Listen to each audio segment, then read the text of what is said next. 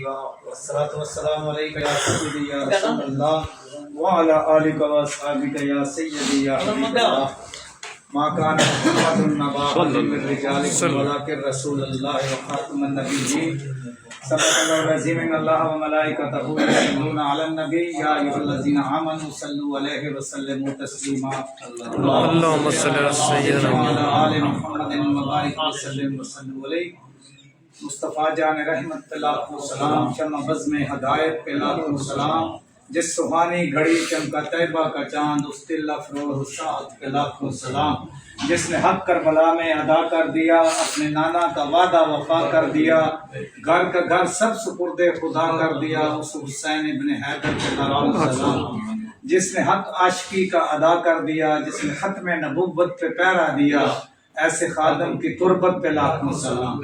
میں انتہائی مشکور ہوں، جناب عاصم صاحب ہمارے یو سی دیوی کے امیر بھی ہیں، اور اس ایریا کی جانی پہچانی باقی تمام شخصیات جو تشریف فرما ہیں، میں نام لوں گا تو زیادہ وقت لگے گا۔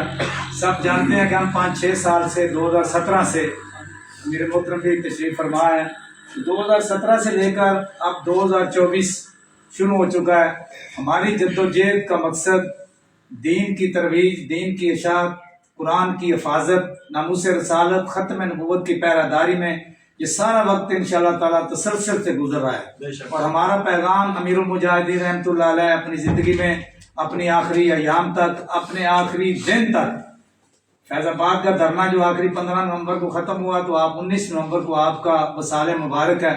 آپ اندازہ لگائیں کہ جس بندے کی ساری زندگی یہ نعرہ تھا کہ انہیں جانا انہیں مانا، نہ رکھا غیر سے کام، بابا جی نے اپنا نعرہ نہیں لگوایا۔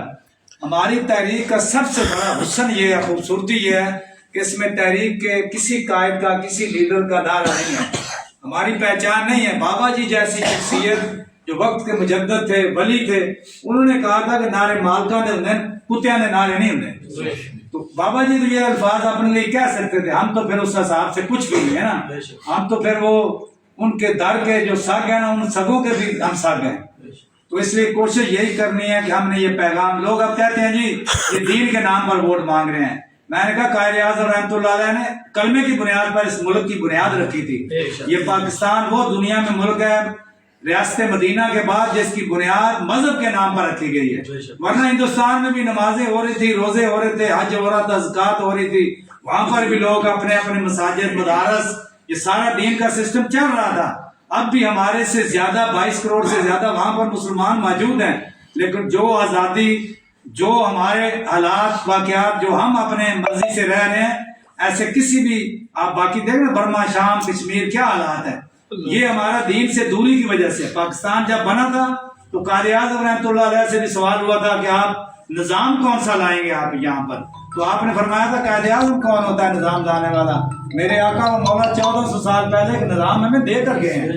اب صرف ہمارا کیونکہ دین سے رابطہ منقطع ہو گیا، 35-40 سال سے ان ملک لوٹنے والوں کو، ختم نبوت میں ترمیم کرنے والوں کو، 295 کو ہٹانے کے لیے ہر ممکن کوشش کرنے والوں کو، اپنے سلیبس سے ہمارے وہ جو آیات مبارکہ جہاد کے متعلق تھی، انفال، سورہ توبہ، یہ ساری آیات مقدسہ کو آہستہ آہستہ تحریک سے، دینیات سے، اسلامیات سے نکال کر آئندہ آنے والے بچوں کو دیکھیں نا، ساری زندگی مسٹر چپس پڑھنے والا کیا جانے گا کہ قائد اعظم علامہ اقبال، صلاح الدین ایوبی، نور الدین زنگی، ان کے واقعات حالات کیا تھے۔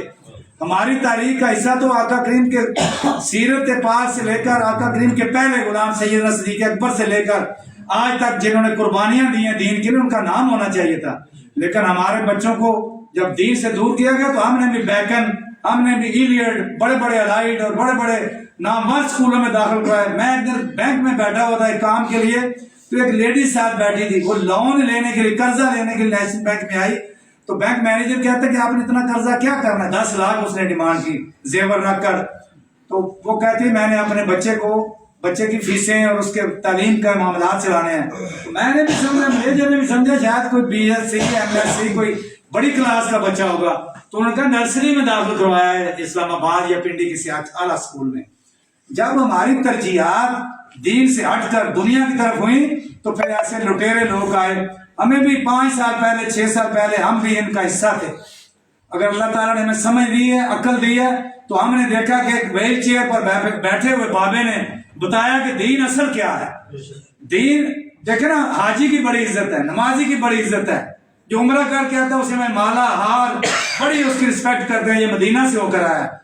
تو کیا خیال ہے، امام علی مقام تو مدینہ میں تھے، آپ کے نانا کی گدی تھی، مزار پاک تھا، اس سے بڑا گدی نشین کون تھا دنیا میں؟ لیکن آپ نے مدینہ چھوڑ کر کربلا کیوں آباد کی؟ اسی دین کی خاطر. اگر ہمیں قیامت والے دن ہم سے سوال امام علی مقام نے یاد کر لیا کہ میں نے تو دین کی خاطر اکبر بھی دیا، اصغر بھی دیا، اونو محمد بھی دیے، غازی عباس بھی دیا، اپنی جان بھی قربان کی، آپ نے میرے نانا کے دین کے لیے کیا کیا؟ تو ہمارے پاس یہ تو ہو نا، اس پرندے کی طرح جسے نمرود کی آگ بجھانے کے لیے ایک قطرہ پانی لایا تھا. ختم نبوت زندہ باد، زندہ باد، ختم نبوت زندہ باد، زندہ باد، زندہ باد. لبیک لبیک لبیک یا رسول اللہ، لبیک لبیک لبیک یا رسول اللہ، لبیک لبیک لبیک یا رسول اللہ. من سب نبی نبی کے گستاخوں کو ہر دین کے ساتھ ہی ہم کھڑے رہیں گے. آپ تمام حضرات ایک خاندان رکھتے ہیں، ایک برادری رکھتے ہیں، آپ اکیلے نہیں ہیں. جیسے میں پیغام دے رہا ہوں، میری ذمہ داری آپ تک تھا، آپ کا پیغام دینا آگے بنتا ہے کہ اپنے دوست احباب، اپنے رشتہ دار، اپنی برادری. ہماری مائیں بہنیں اگر نون کے لیے، پی ٹی آئی کے لیے، پیپل پارٹی کے لیے پولنگ ایجنٹ بیٹھ سکتی تھی تو اب کیوں نہیں؟ ہمارا دین کا کام جب مردوں نے کرنا ہے تو جنت میں عورتوں نے بھی جانا ہے. یہ لوگ کہتے ہیں جی یہ ہم اس طرح تو نہیں کہہ رہے موٹر سائیکل دے رہے ہیں، تقریر کے لیے آئے ہیں، آپ فلاں جلسے میں آئے ہم جناب. اب تو انہوں نے ٹکٹ، جنت کے ٹکٹ بھی تقسیم کی ہے پچھلے دنوں میں. استغفر اللہ. جنت میرے امام علی مقام کی ملکیت ہے. اور دیکھیں نا، اور بات شہادتیں شروع ہو جانی ہے. یہ کامیابی دنیا کی جو نظروں میں ناکامی ہے، یہ ناکامی نہیں ہے، کامیابی وہ ہے جو اللہ رسول کی نظروں میں ہے.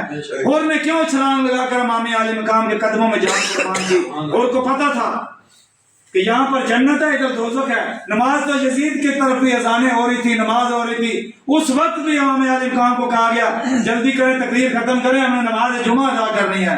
لیکن امام علی مقام نے اتمام حجت کے لیے یہ خطبہ دیا کربلا میں کہ میں ہی وہ ہوں جس کا نانا رسول ہے، جس کا کلمہ آپ پڑھتے ہیں، میں ہی ہوں مولا علی اور فاطمہ کا صاحبزادہ بیٹا.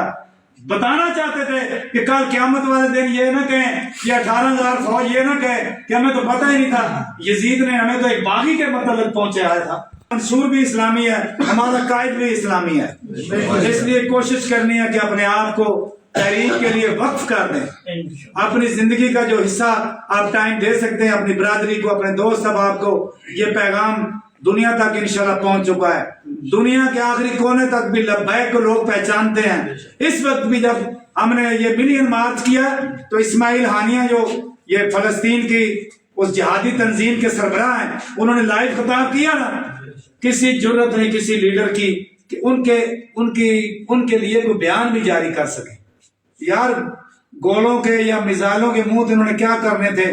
مور لگانے جائیں 8 فروری کو تو صبح فجر کی نماز پڑھ کے تلاوت قرآن کر کے صلاۃ و سلام پڑھتے ہوئے جب اس کارنر میں جائیں گے نا جہاں مور لگانی پڑتی ہے پرچی بیلٹ پیپر پر، کوئی بھی لیڈر نہیں دیکھ رہا ہوگا، نہ میں دیکھ رہا ہوں گا نہ یہ دیکھ رہا. ہم تو خادم ہے نا، مطلب جتنے پارٹیوں کے بڑے بڑے لیڈر بنے پھرتے ہیں کوئی بھی نہیں دیکھ رہا ہوگا، لیکن میرے آقا اور میرے آقا کا اللہ دیکھ رہا ہوگا.